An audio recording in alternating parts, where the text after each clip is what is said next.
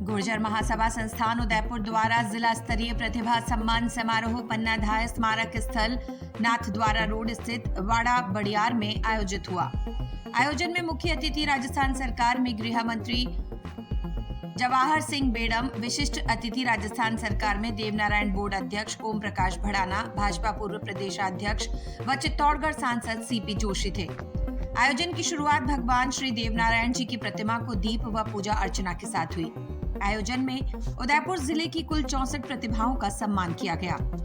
इस अवसर पर राजस्थान सरकार में गृह राज्य मंत्री जवाहर सिंह बेडम ने कहा कि मैं और ओम प्रकाश भड़ाना दोनों ही आज जिस पदों पर आसीन है वह सीपी जोशी की बदौलत ही है। साथ ही बताया कि वर्तमान सरकार बहुत ही अच्छा कार्य कर रही है। 1 साल पूर्व राजस्थान अपराधग्रस्त कहा जाता था।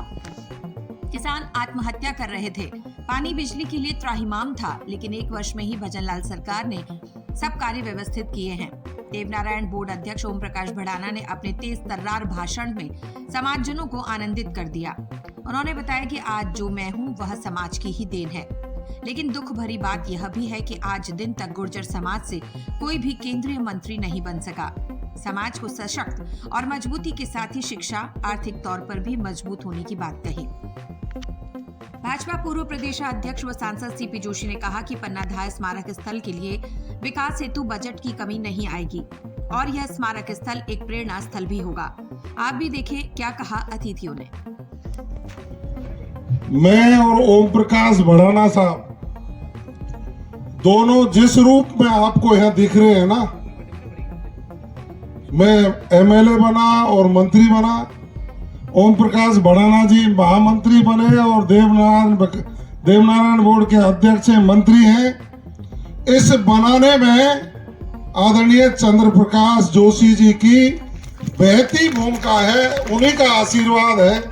पार्टी के बड़े नेता और मुख्यमंत्री जी के साथ साथ चंद्र प्रकाश जोशी जी ने हमारे ऊपर बहुत बड़ी कृपा करी। जिस तरह से राजस्थान को स्वर्णिम राजस्थान बनाने का जो प्रयास कर रहे हैं, उसमें आप हमकी सबकी भूमिका, कल से जो राजस्थान की शुरुआत जयपुर में देश के प्रधानमंत्री आदरणीय नरेंद्र मोदी जी करेंगे, 3 दिन चलेगा।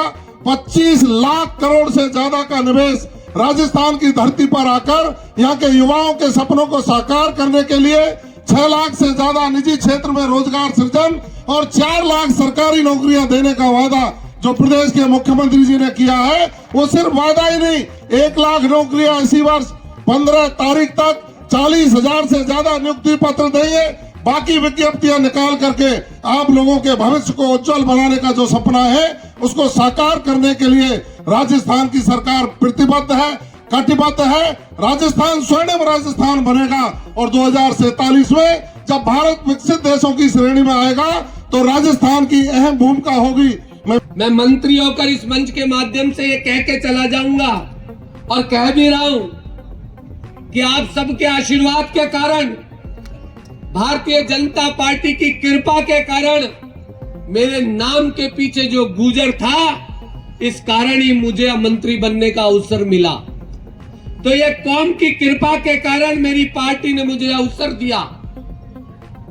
तो मेरे दरवाजे, और आपको भरोसा दे रहा हूं कि मैं सदैव आपकी सेवा के लिए, मैं और जवाहर बेडम जी लगातार सरकार में रहते हुए आपकी जो भी बात होगी, जो भी मांग होगी, उसको जिस स्तर पर उठाना होगा उठाएंगे।